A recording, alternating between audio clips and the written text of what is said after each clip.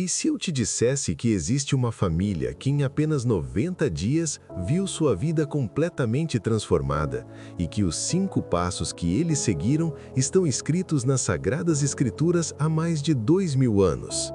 Fique até o final porque o 5º passo vai chocar você. Olá, seja muito bem-vindo ao Entre Céu e Casa. Eu sou sua companheira nesta jornada de fé e transformação familiar. Você já sentiu que Deus está preparando algo especial para sua família, mas parece que está demorando para chegar?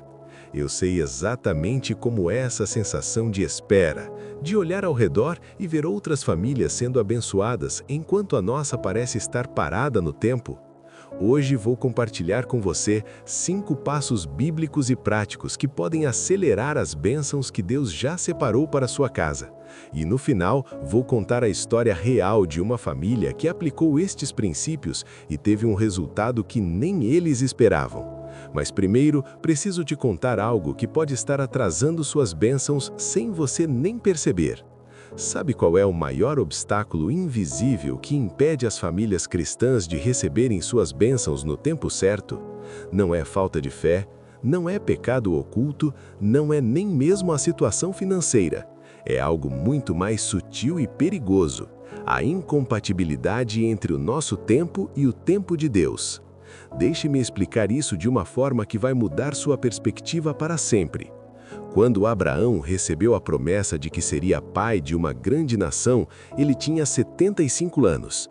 A promessa se cumpriu quando ele tinha 100 anos, 25 anos de espera. 25 anos olhando para Sara, vendo os anos passarem, questionando se Deus realmente tinha falado. E no meio dessa espera, o que aconteceu? Abraão e Sara decidiram ajudar Deus. Eles tiveram uma ideia própria, uma solução humana. Sara disse para Abraão se deitar com Agar, a serva, para gerar um filho. E assim nasceu Ismael. Mas Ismael não era a promessa. Ismael era a impaciência transformada em ação. E até hoje, milhares de anos depois, os descendentes de Ismael e os descendentes de Isaque ainda enfrentam conflitos. Isso é o que acontece quando tentamos acelerar os planos de Deus com nossas próprias forças. Criamos problemas que duram gerações. Você já parou para pensar quantos Ismaéis sua família pode ter gerado na tentativa de apressar as bênçãos de Deus? Aquela dívida que vocês fizeram porque não conseguiam esperar o momento certo para comprar algo, aquela decisão profissional tomada no desespero, aquele relacionamento que forçaram porque tinham medo de ficar sozinhos. Quantas vezes tentamos ser o braço de Deus na nossa própria vida? Mas descobri que existe uma forma de alinhar nosso tempo com o tempo de Deus, e isso nos leva ao primeiro passo que mudou tudo para a família Silva, que você vai conhecer daqui a pouco. Este primeiro passo tem o poder de mover montanhas, de abrir portas que estão fechadas há anos e de acelerar processos que pareciam impossíveis. O primeiro passo é a oração que move montanhas. Mas não estou falando de qualquer tipo de oração. Estou falando da oração específica e persistente. A grande maioria das famílias cristãs ora de forma genérica. Elas pedem para Deus abençoar a família, abençoar o trabalho, abençoar as finanças. Mas Deus quer especificidade. Ele quer que você converse com Deus como você conversaria com o seu melhor amigo, detalhando exatamente o que está no seu coração. Deixe-me contar sobre Neemias. Quando ele soube que os muros de Jerusalém estavam destruídos, ele não orou apenas pedindo para Deus consertar a situação. Ele orou especificamente. Ele pediu favor diante do rei Artaxerxes. Ele pediu cartas de recomendação para os governadores. Ele pediu madeira do bosque do rei para as vigas das portas. E sabe o que aconteceu? O rei não apenas concedeu tudo, como enviou capitães do exército e cavaleiros para proteger Neemias na jornada. E o que parecia impossível foi concluído em 52 dias. 52 dias para reconstruir algo que estava destruído há décadas. Isso é o que acontece quando oramos com especificidade e persistência. Deus não apenas responde, Ele surpreende, Ele faz muito mais abundantemente além daquilo que pedimos ou pensamos. Agora, como criar um mapa de oração para a sua família? Primeiro, Sente com sua família e identifique 3 áreas específicas onde vocês precisam de breakthrough. Pode ser financeiro, pode ser relacionamento, pode ser saúde, pode ser profissional. Segundo, para cada área, definam exatamente o que vocês querem ver acontecer. Não falem genericamente sobre melhorar as finanças. Falem sobre quitar aquela dívida específica de R$ 12.000 até dezembro. Não peçam por um trabalho melhor. Peçam por uma oportunidade na área de tecnologia, com salário de R$ 6.000 em uma empresa que valorize a família. Terceiro, estabeleçam um tempo de oração em família. Jesus disse que quando 2 ou 3 se ajuntam em seu nome, ele está no meio deles. Mas quando uma família se ajunta com o mesmo propósito, o mesmo coração, a mesma fé, algo sobrenatural acontece na dimensão espiritual. As fortalezas começam a cair, as portas começam a se abrir, os caminhos começam a se desbravar. Conheço uma família que decidiu orar especificamente durante 40 dias pela compra da casa própria. Eles não oraram apenas pedindo uma casa. Eles descreveram para Deus o bairro, o número de quartos, o valor do financiamento, até mesmo a cor das paredes. E sabe o que aconteceu no 37º dia de oração? O proprietário de uma casa que atendia a exatamente todas aquelas características procurou o pai da família no trabalho, oferecendo a casa por um preço abaixo do mercado, porque teve um sonho onde Deus mandou lhe vender a casa para aquele homem. Mas a oração sozinha não basta. Existe algo que você precisa fazer com suas mãos, e esse é o segundo passo que poucos cristãos praticam. Este passo vai contra toda a lógica humana, mas está fundamentado em princípios eternos que nunca falharam na vida de quem teve coragem de aplicar. O segundo passo é a generosidade estratégica. Isso mesmo que você ouviu. Para acelerar o receber, você precisa acelerar o dar. E eu sei que isso pode soar contraditório, especialmente se sua família está passando por dificuldades financeiras. Mas deixe-me explicar o princípio espiritual por trás disso. Paulo escreveu em Gálatas que aquilo que o homem semear, isso também ceifará. Esta não é apenas uma frase bonita, é uma lei espiritual tão imutável quanto a lei da gravidade. Quando você planta uma semente de milho, você não colhe apenas um grão de milho, você colhe uma espiga com centenas de grãos. Quando você planta uma semente de laranja, você não colhe apenas uma laranja, você colhe uma árvore que produzirá laranjas por décadas. O problema é que muitas famílias cristãs querem colher sem semear. Elas querem o milagre da multiplicação sem passar pelo processo da semeadura. Mas Jesus deixou muito claro: se o grão de trigo não cair na terra e morrer, fica só. Mas se morrer, produz muito fruto. Lembra da história da viúva de Sarepta? Ela tinha apenas um punhado de farinha e um pouco de óleo. Era a última refeição dela e do filho antes de morrerem de fome. E quando o profeta Elias chegou pedindo comida, qual era a lógica humana? Guardar aquela comida para ela e para o filho. Mas ela teve coragem de dar primeiro para o homem de Deus. E o que aconteceu? A farinha da panela não se acabou, nem o óleo da botija se esgotou, até o dia em que o Senhor deu chuva sobre a terra. Ela deu na escassez e recebeu na abundância. Ela plantou sacrificialmente e colheu miraculosamente. E isso não foi sorte, foi o princípio da generosidade estratégica em ação.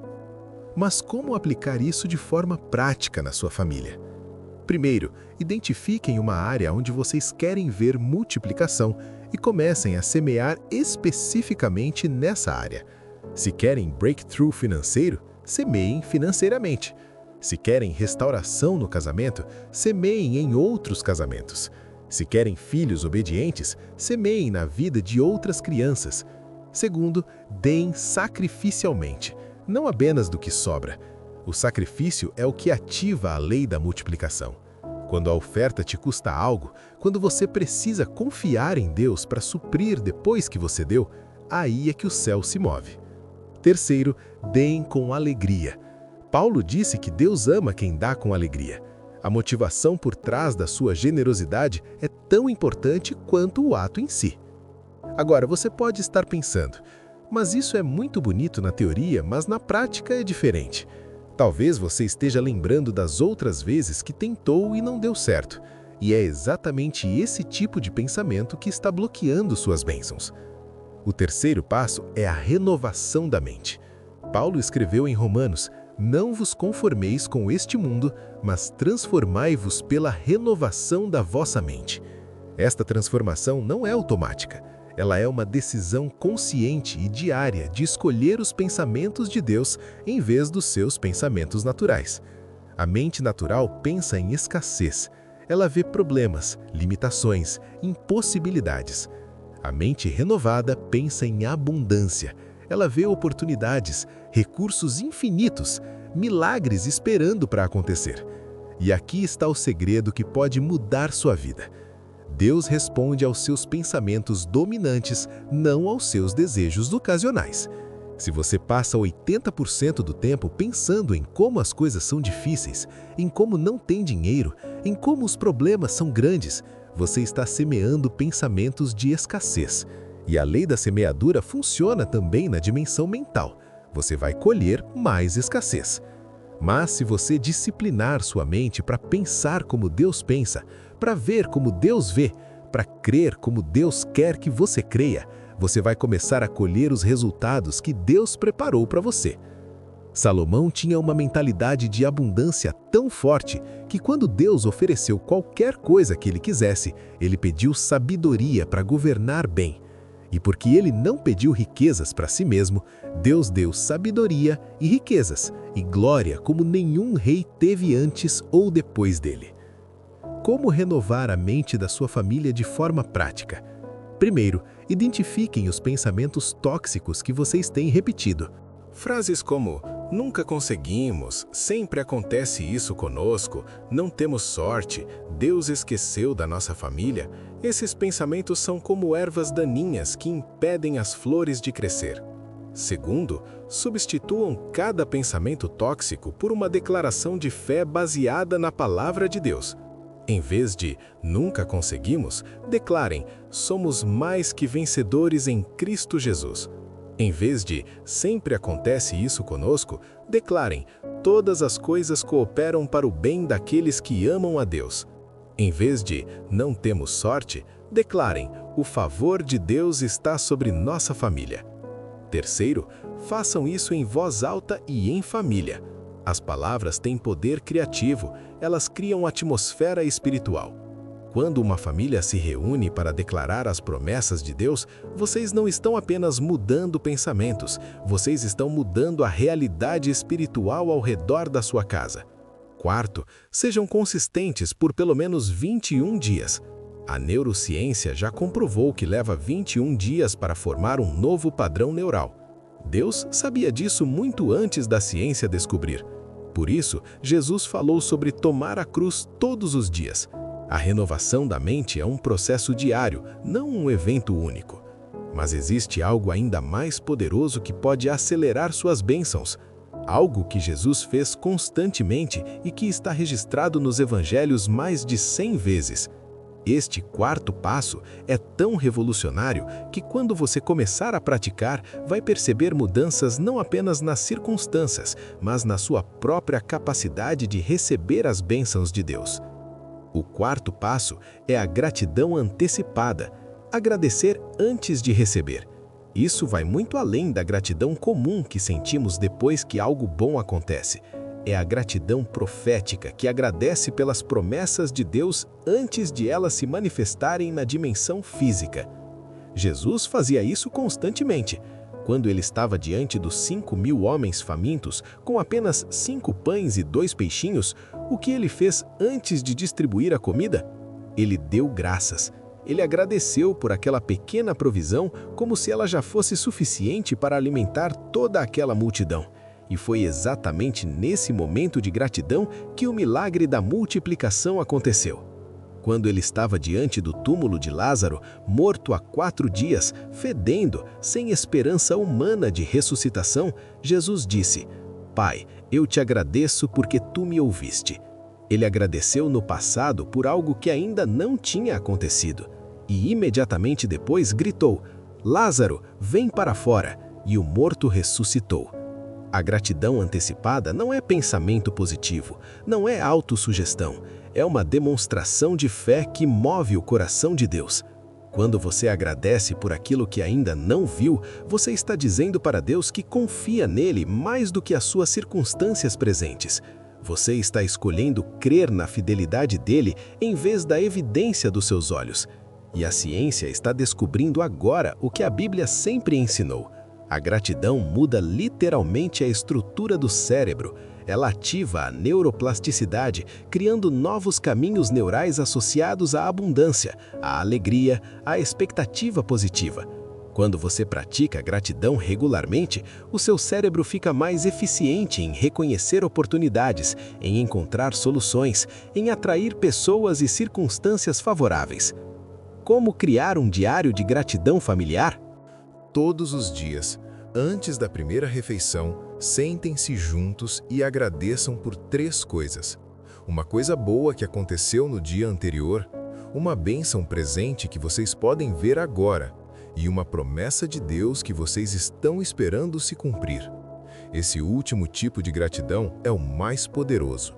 Por exemplo, Deus, nós te agradecemos pela casa própria que tu já separaste para nós. Agradecemos porque ela está sendo preparada exatamente do jeito que nossa família precisa. Agradecemos porque no tempo certo, tu vais abrir todas as portas para que ela chegue até nós. Agradecemos porque tu és fiel para cumprir todas as tuas promessas. Conheço uma família que praticou a gratidão antecipada durante 30 dias, agradecendo especificamente por um breakthrough financeiro que ainda não tinha chegado. No 28º dia, o pai da família recebeu uma ligação de um cliente antigo, oferecendo um projeto que pagava exatamente o valor que eles precisavam para quitar suas dívidas.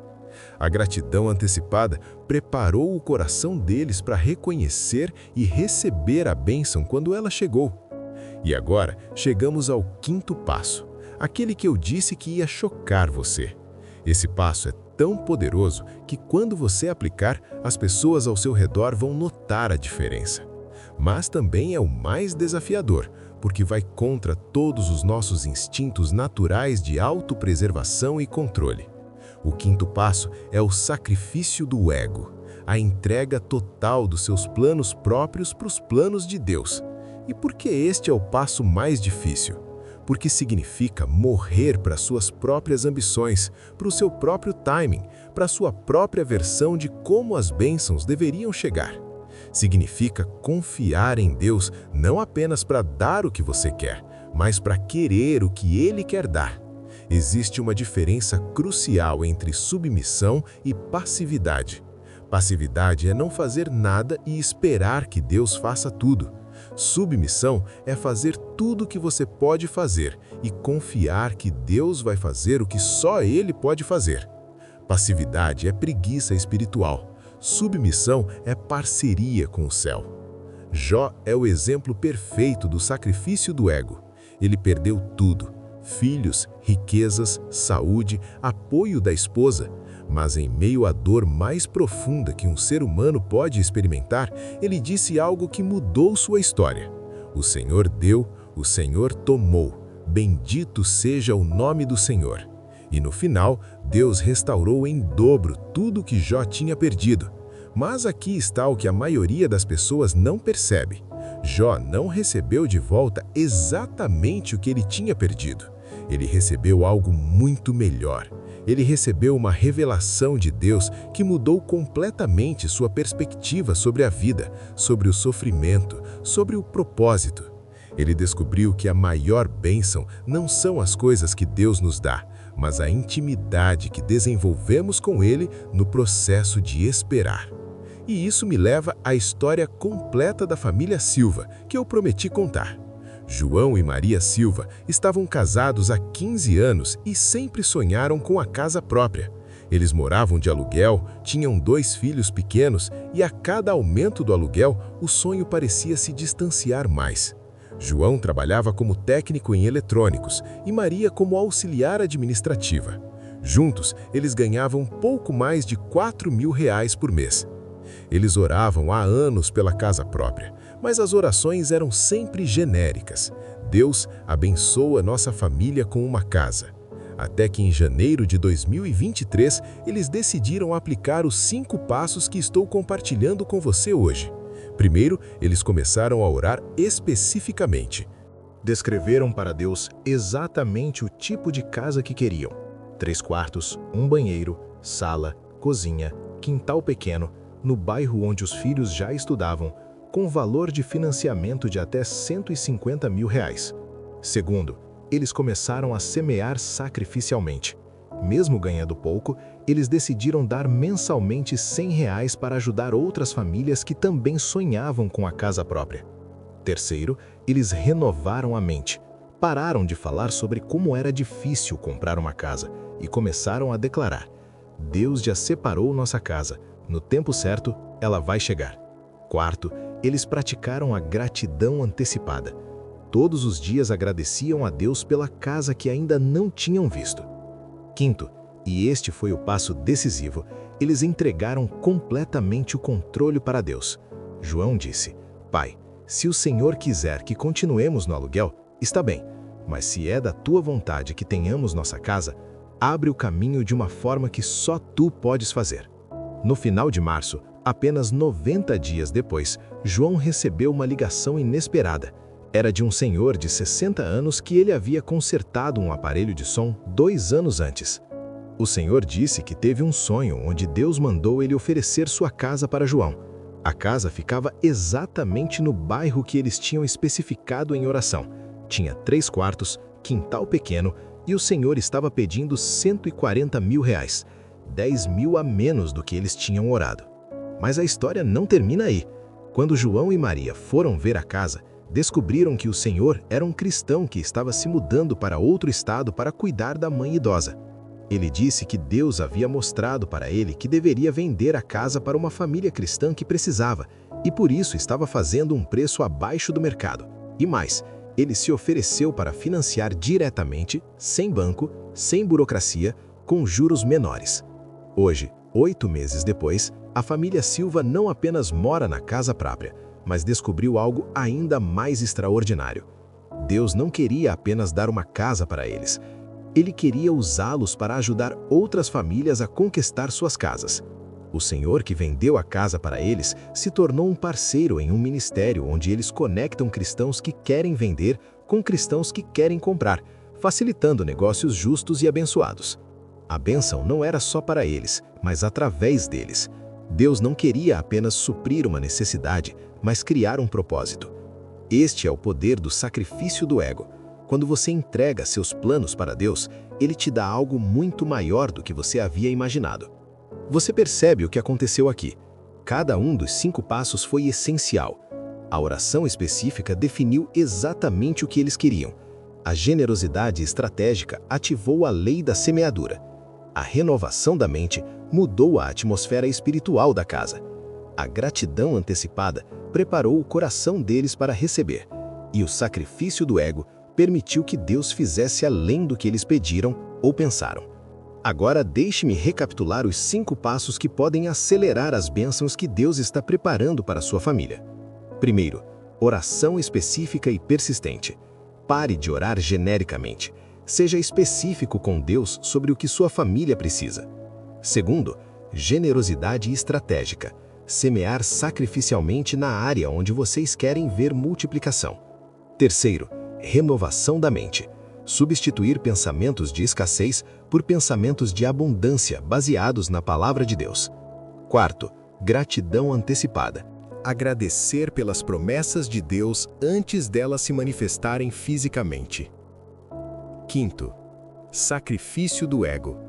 Entregar totalmente seus planos próprios para os planos de Deus, confiando que Ele quer fazer muito mais do que vocês podem imaginar. Se este vídeo tocou seu coração, deixe um amém nos comentários. Compartilhe com uma família que precisa dessa mensagem de fé e esperança. Se inscreva no canal e ative o sininho para receber mais conteúdos que vão fortalecer sua família na jornada da fé. Conte nos comentários qual desses 5 passos você vai começar hoje. Sua história de transformação pode inspirar muitas outras famílias. E lembre-se, Deus já separou bênçãos específicas para sua família. A questão não é se elas vão chegar, mas quando você vai se alinhar completamente com os propósitos dele. No próximo vídeo, vou mostrar os sinais que indicam que sua bênção está chegando. Até lá, que Deus abençoe abundantemente sua casa, sua família e seus sonhos.